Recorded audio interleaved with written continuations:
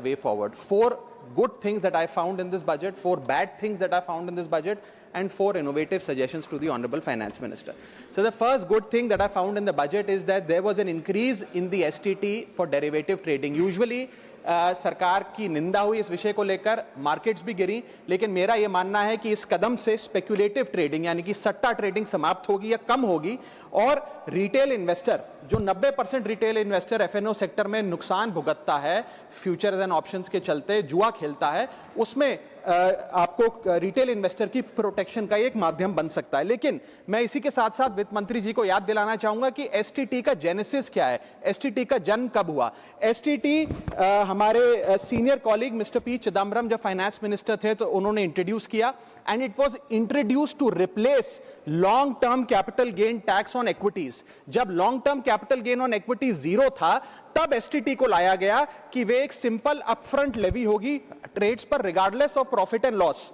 लेकिन अब सरकार ने long term capital gain tax भी लगा दिया, एसटीटी भी लगा दिया, और रिटेल इन्वेस्टर को और तमाम इन्वेस्टर्स को एक प्रकार से डिसइंसेंटिवाइज किया। मैं एक सुझाव लाया हूं सरकार के लिए जिससे long term house hold earnings बढ़ेंगी, वेल्थ क्रिएशन होगा और वेल्थ पार्किंग रियल एस्टेट और गोल्ड के सेक्टर से निकलकर इक्विटीज में आएगी और स्पेक्युलेटिव ट्रेडिंग और कम होगी और long term investment behaviour investors का बढ़ेगा। वो की है कि long term capital gain tax on equities should be made nil in this country for individual investors. दुनिया की कई ऐसे देश हैं जिसके अंदर long term capital gain tax equities पे खास तौर पे शून्य है, जैसे कि Switzerland, Singapore, UAE, New Zealand, Hong Kong, Qatar, Malaysia. मैं चाहूंगा कि जब एसटीटी बढ़ाया जा रहा है तो इसी बजट में ही long term capital gain tax को जीरो किया जाए। सर, मेरा दूसरा जो मैं सरकार के बजट को एक्नॉलेज करना चाहूंगा वो ये है कि कैपेक्स के जो एक्सपेंडिचर एलोकेशन होता है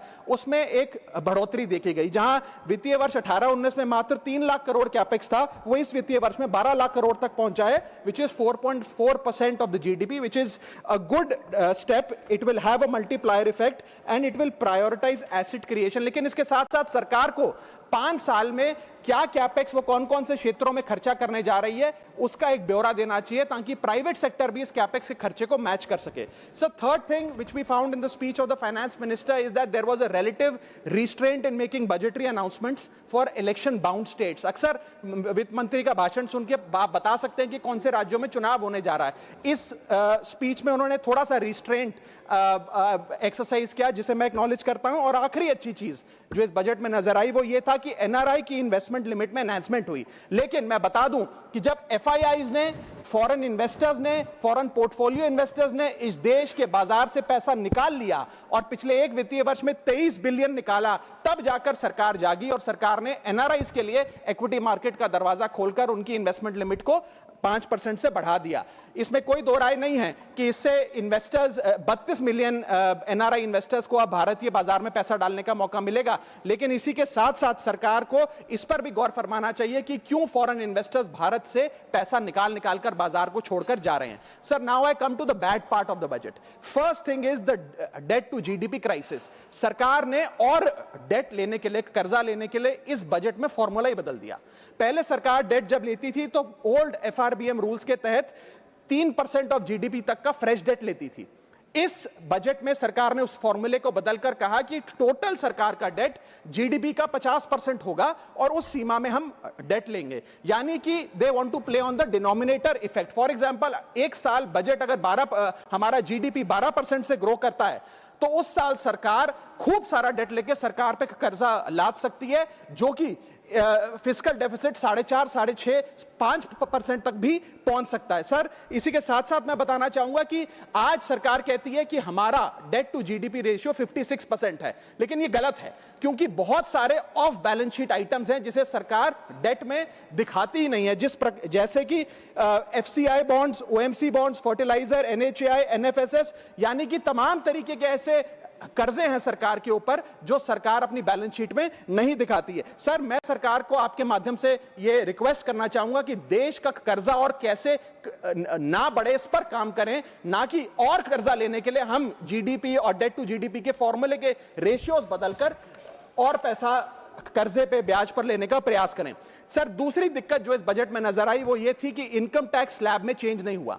सर, हर साल देश का आम आदमी जब वित्त मंत्री जी की बजट की स्पीच सुनता है तो वो इसलिए नहीं सुनता कि पीएलआई की क्या इन्वेस्टमेंट होगी, कौन सा कॉरिडोर बन रहा है। देश का आम आदमी, सैलरीड क्लास, इसलिए बजट की स्पीच सुनता है कि उसके अंदर स्लैब में कोई रिवीजन होगा, क्या हमारी स्टैंडर्ड डिडक्शन की जो हमें डिडक्शन मिलती है वो बढ़ेगी। लेकिन इस बार बजट में देश का आम आदमी और खास तौर पर देश का मिडिल क्लास डिसअपॉइंट हुआ। पहले ही there has been a stagnation in the salaries, inflation 6.8% पे खड़ा है, लेकिन उसके बावजूद हमने इस बार कोई स्लैब में या स्टैंडर्ड डिडक्शन में चेंज नहीं देखा। मैं आपके माध्यम से वित्त मंत्री जी को रिक्वेस्ट करना चाहूंगा कि आप इसी बजट में अनाउंसमेंट करें कि स्टैंडर्ड डिडक्शन जो 75,000 रुपए है उसे बढ़ाकर सैलरीड क्लास के लिए 1.5 लाख रुपए किया जाए। Sir, third problem that was there with the budget is that there was no relief for the middle class. Sir, after a very long time in India's history the personal income tax collection was more than the corporate income tax collection। यानी कि individuals ने जो income tax भरा वो लगभग 11 लाख करोड़ के आसपास भरा, और कंपनियों ने, कॉर्पोरेट ने जो इनकम टैक्स भरा वो लगभग 9.8 लाख करोड़। यानी कि मैक्सिमम टैक्स आपको इंडिविजुअल्स के इनकम टैक्स से मिल रहा है, आप मिडिल क्लास वो टैक्स भर रहा है। आज वो दौर आ गया है कि हम मिडिल क्लास को अपलिफ्ट करें, मिडिल क्लास को पैम्पर करें, नहीं तो मिडिल क्लास एक सैंडविच की तरह रिच क्लास और पुअर क्लास में दबता चला जा रहा है। सर, राइजिंग कॉस्ट प्रेशर्स के चलते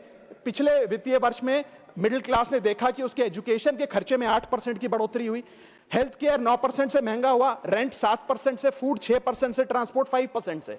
मेरा रिक्वेस्ट यह है माननीय फाइनेंस मिनिस्टर से कि वो इनकम टैक्स में रियायत देकर या तो मिडिल क्लास को कोई रिलीफ दें, और अगर इनकम टैक्स में रियायत नहीं दे सकती हैं तो उसकी सेविंग्स और इन्वेस्टमेंट्स पे उसको बेनिफिट दें, उसे इंसेंटिव्स दें कि वो ज्यादा बचत करे, ज्यादा वेल्थ क्रिएशन कर पाए। Sir, fourth problem in this budget that I found was the budgetary allocation to health, which is low and which certainly needs a relook. Sir, आज हमने अपने टोटल गवर्नमेंट एक्सपेंडिचर का 2% हेल्थ को allocate किया है, लगभग 1 लाख करोड़ के आसपास।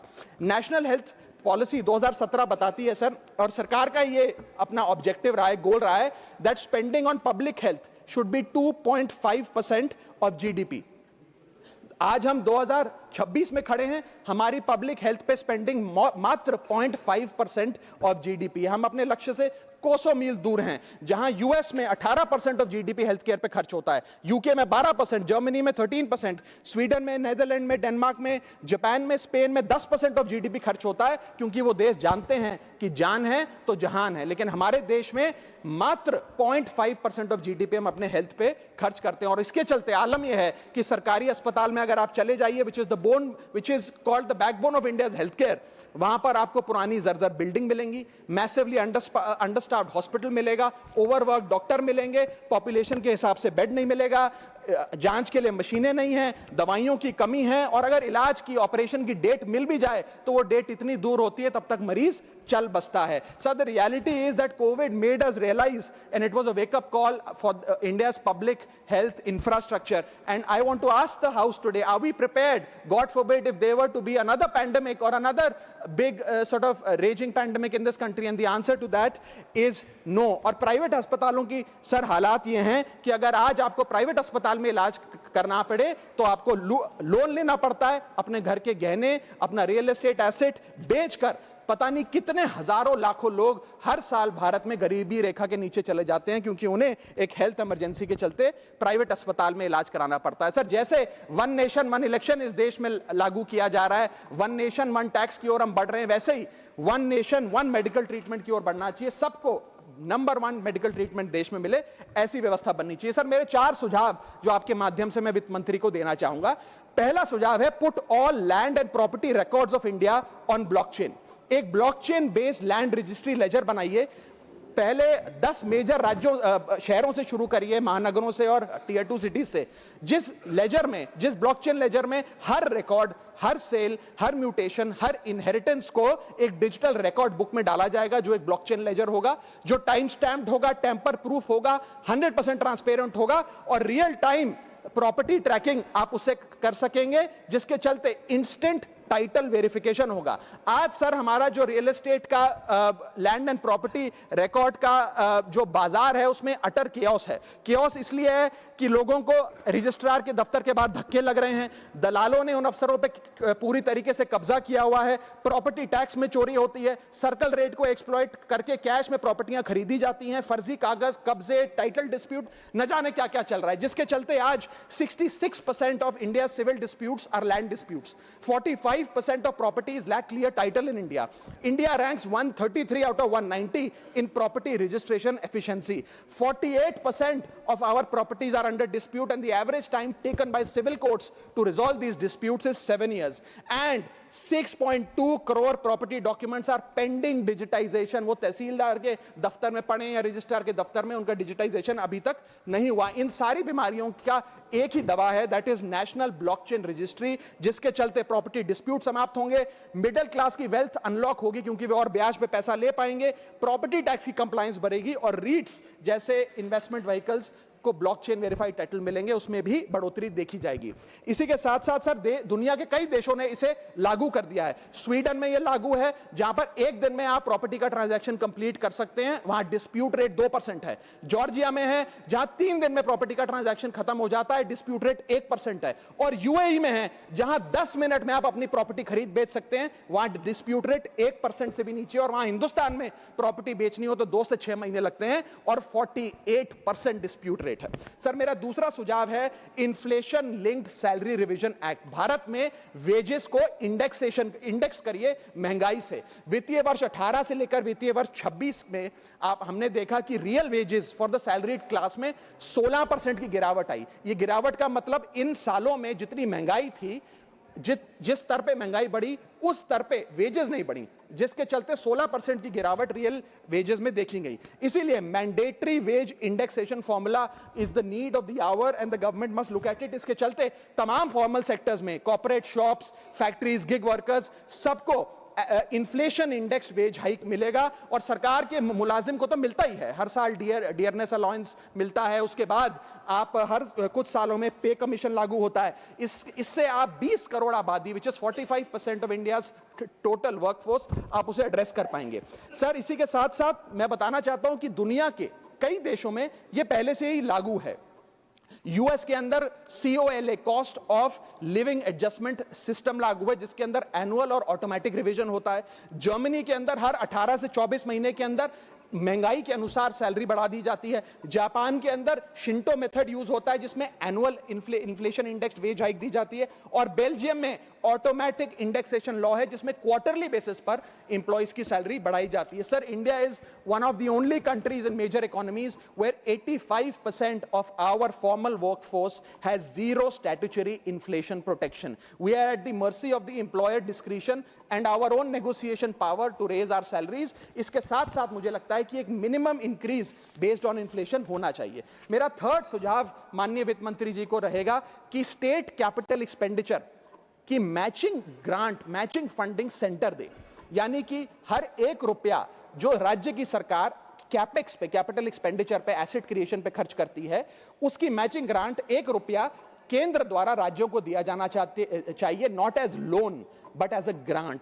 आज स्टेट कैपेक्स में 2 बॉटलनेक्स है. पहला बॉटलनेक है बोरोइंग कैप, यानी कि कोई भी राज्य अपने स्टेट जीडीपी से 3% से ज्यादा ब्याज पर पैसा नहीं ले सकता, वो कैपेक्स पे नहीं खर्च करता, वो तमाम तरीके के ऑपरेशनल खर्चे करता है. और सेकंड प्रॉब्लम है कि अगर केंद्र सरकार पैसा देती भी है राज्यों को कैपेक्स के लिए, वो लोन की सूरत में देती है, और कंडीशनल लोन की किस एसेट पे कितना खर्च होगा, एक कंडीशनल लोन दिया जाता है. मेरा सुझाव है that replace this loan with conditions given by the centre to grant with trust, grant based on trust by the centre. Sir centre को आने वाले 5 वर्षों के लिए 1.5 लाख करोड़ आवंटित करना चाहिए, not as loan but as these capex grants, ताकि राज्यों में सड़कें बने, इरिगेशन नेटवर्क बने, लोकल पावर इंफ्रास्ट्रक्चर बने, ड्रिंकिंग वाटर सैनिटेशन हो, और अर्बन इंफ्रास्ट्रक्चर में एसेट क्रिएशन, एसेट फॉर्मेशन किया जाए.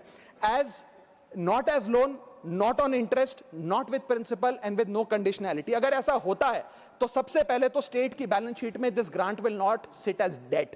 स्टेट की बैलेंस शीट सुंदर होगी, बेहतर होगी. दूसरा, खुलकर राज्य कैपेक्स पर खर्च कर पाएंगे। Third, it will be a high growth and a high job creator, ये ग्रोथ मल्टीप्लायर और जॉब क्रिएटर के तौर पे इसका इस्तेमाल होगा, क्योंकि हर 1 रुपया जो आप कैपेक्स पे खर्च करते हैं उससे भारत का जीडीपी 2 से 3 रुपए बढ़ता है in a span of 3 to 5 years। Cooperative federalism मजबूत होगा और साथ ही साथ states will become builders and not borrowers in the eyes of the centre. Sir, मेरा चौथा सुझाव जो माननीय वित्त मंत्री जी के लिए है वो ये है कि legalise virtual digital assets as an asset class.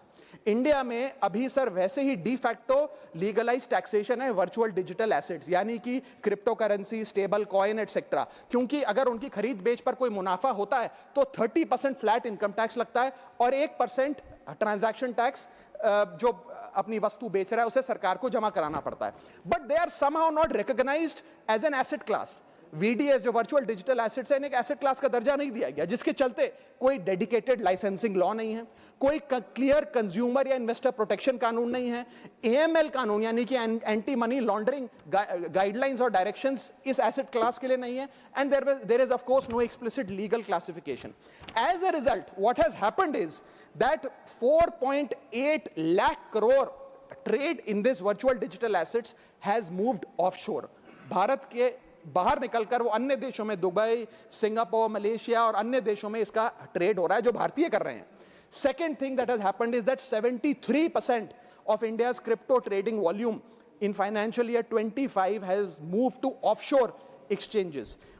What has further happened is that 180 virtual digital asset startups have moved to countries like Dubai and Singapore, and as a result जो देश, भारत देश के 12 करोड़ ऐसे लोग हैं जो इन वर्चुअल डिजिटल एसेट्स में, crypto में, आरडब्ल्यूए यानी कि रियल वर्ल्ड एसेट में, स्टेबल कॉइन में इन्वेस्ट करना चाहते हैं, वो ऑफशोर जाकर इन्वेस्ट कर रहे हैं।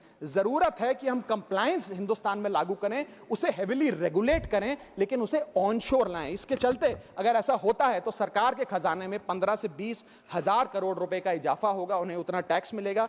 और इसी के साथ साथ मैं सरकार को कहना चाहता हूं that we currently tax these virtual digital assets as if they are legal, but we regulate them as if they are illegal। मेरा सुझाव है कि इसे heavily regulate करिए, रिंग फेंस करिए इस इकोसिस्टम को, AML गाइडलाइंस यानी कि एंटी मनी लॉन्ड्रिंग कानून और मजबूत करिए, लेकिन prohibition is not protection, regulation is protection। Thank you so much, sir। Thank you।